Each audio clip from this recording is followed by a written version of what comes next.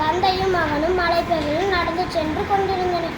அப்போது திடீரென்று மகன் கீழே விழுந்து அடிபட்டது. என்று கத்தினான். என்ன ஆச்சரியம்! அவனுடைய சத்தம் அவனுக்கே திரும்பி கேட்டது. அவன் ஆவலுடன் யார் நீ என்று கேட்டான்.